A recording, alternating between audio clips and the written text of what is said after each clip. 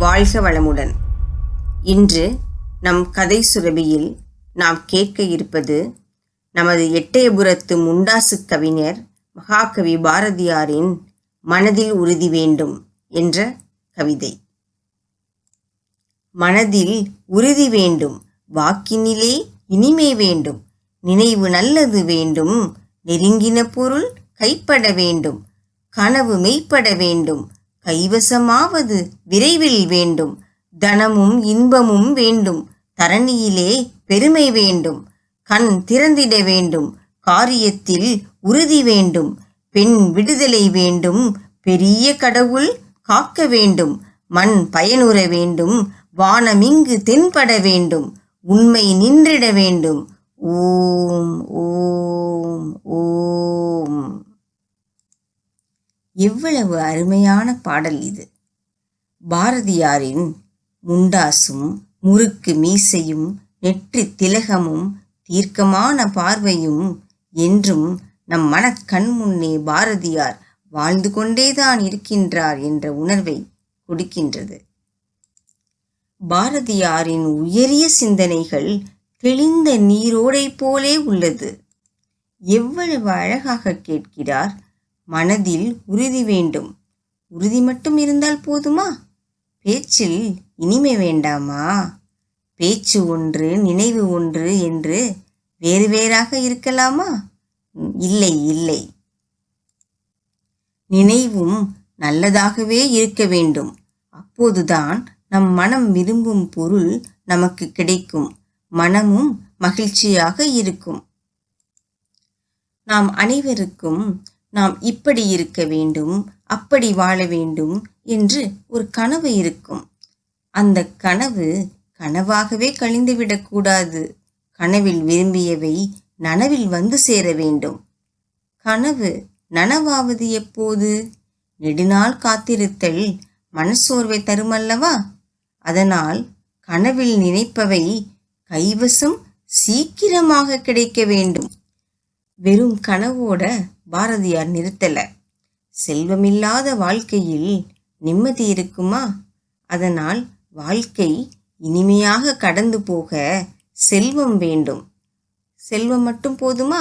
செல்வத்தோடு கூடவே இன்பமும் இல்லத்தில் இணைந்து கூட்டாட்சி நடத்திடல் வேண்டும். இனிமையான வாழ்க்கை வேற என்ன வேண்டும் என்று கேட்கிறீர்களா? சரி, இனிமையான வாழ்க்கை கிடைத்து விட்டது. இன்னும் வேற என்ன வேணும்? 4 பேர் மெச்சும்படி நாம வாழ வேண்டாமா? வெளியிலும் நம்மை பற்றி பெருமையாக பேசும்படியான நிலை இருக்க வேண்டும். இப்படிப்பட்ட ஆசை எல்லாருக்கும் உண்டு. ஆனா நாம நினைப்பதெல்லாம் அவ்வளோ சீக்கிரம் நடந்துடுமா? இவையெல்லாம் கிடைக்க வேண்டும் என்றால் இறைவனின் கடைக்கண் பார்வை நம் மீது விழ வேண்டும். அப்போதுதான் நன்மைகள் நம்மை வந்தடையும். அவனன்றி ஓர் அணுவும் அசையாது. கல்வி கண்கள் திறந்திடல் வேண்டும். அப்போதுதான் அறியாமை ஒளியும், ஆக்கப்பூர்வமான சிந்தனைகள் துளிர்க்கும், நாடு நலம் பெறும், நல்லவை நடக்கும், அல்லவை தேயும். சரி, கடவுள் தருவார் என்று கையை மடக்கிக் கொண்டு சும்மா இருக்க முடியுமா? வெறும் சோம்பேறிகள் தான் சும்மா இருப்பார்கள். நாம் செய்ய வேண்டிய காரியங்களை செய்து கொண்டே இருக்க வேண்டும். அதுவும் செய்யும் காரியத்தில் உறுதி இருக்க வேண்டும். நேரத்திற்கு ஒன்று செய்பவராக நாம் இருக்கக்கூடாது. நேற்று ஒன்று, இன்று ஒன்று என மாற்றி மாற்றி செய்யும் மனநிலை இருந்தால் தோல்விதான் வந்து சேரும். செய்யும் செயலில் உறுதியான நிலைப்பாடு இருந்தால் மட்டுமே வெற்றி கிட்டும். சரி, நாம் வெற்றி பெற்றாகிவிட்டது. நாம் மட்டும் வெற்றி பெற்றால் போதுமா? வீட்டில் உள்ள பெண்களுக்கு விடுதலை வேண்டாமா? பெண்களுக்கும் விடுதலை வேண்டும். பெண்கள் விடுதலை பெற்று வாழும் நாடுதான் முன்னேறிய நாடாக கருதப்படும். வீட்டிலும் நிம்மதி இருக்கும். பெண்கள் அடிமைகளாக இருக்கும் நிலை முதலில் மாற வேண்டும். எது இருந்தாலும் பாதுகாப்பு என்பது மிகவும் தேவையான ஒன்று. மனிதனின் பாதுகாப்பு நம்பகத்தன்மையற்றது. ஆனால் கடவுளின் பாதுகாப்பு அசைவற்றது. கடவுளின் பாதுகாப்பு இருந்தால் மட்டுமே அச்சமில்லாமல் நாம் எப்பொழுதும் நிம்மதியாக வாழலாம். இப்படி அச்சமில்லாமல் நாம் வாழ்ந்து கொண்டிருக்கும் போது நம் கண்முன்னே பறந்து கிடக்கும் மண் விளைச்சல் மிக தந்து பூமியும் தன் பங்கிற்கு செழிப்பாகி பூரிப்பாக இருக்க வேண்டும். அப்படி பூரிப்பாக இருக்கும்போது வானம் நம் கைவசப்பட வேண்டும். வானமே வசப்பட்டு விட்டால் வாழ்க்கை வசந்தமாக போகுமல்லவா?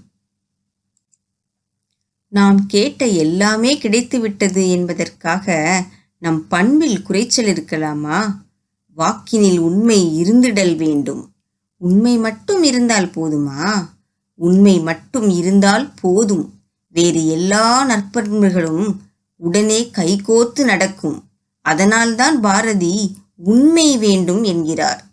நம்மிடம் மட்டும் உண்மை இருந்தால் போதுமா? உலக மக்கள் நன்றாக இருக்க வேண்டாமா? நன்றாய் இருத்தலுக்கு உலகெங்கும் உண்மை நின்று நிலை பெற்றிட வேண்டும். இப்படி பாரதியின் பல்நோக்கு சிந்தனைகளுடன் எழுதப்பட்ட பாடல் இது. அதனால்தான் பாரதியின் பாடல்கள் இன்றும் கொண்டாடப்படுகின்றன. வேண்டும் வேண்டும் வேண்டும் என்று யாரிடம் கேட்டிட முடியும்? இறைவனைத் தவிர யார் நம் வேண்டுதல்களை நிறைவேற்றப் போகிறவர்கள்? அதனால்தான் இறைவனிடம் தன் விருப்பத்தை விண்ணப்பமாக வைத்து பாடலை முடித்திருக்கிறார் பாரதி.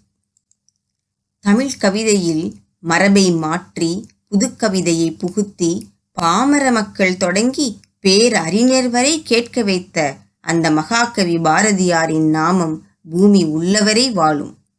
வாழிய செந்தமிழ், வாழிய நற்றமிழர். மீண்டும் ஒரு நல்ல பகிர்வுடன் உங்களை சந்திக்கும் வரை நன்றி. நிறைய சுவாரஸ்யமான படைப்புகளை கேட்பதற்கு இந்த சேனலை சப்ஸ்கிரைப் பண்ணிக்கோங்க. மறக்காம பெல் நோட்டிஃபிகேஷன் ஆன் பண்ணிக்கோங்க. ஒரு நல்ல சுவாரஸ்யமான பகிர்வுடன் நமது பயணம்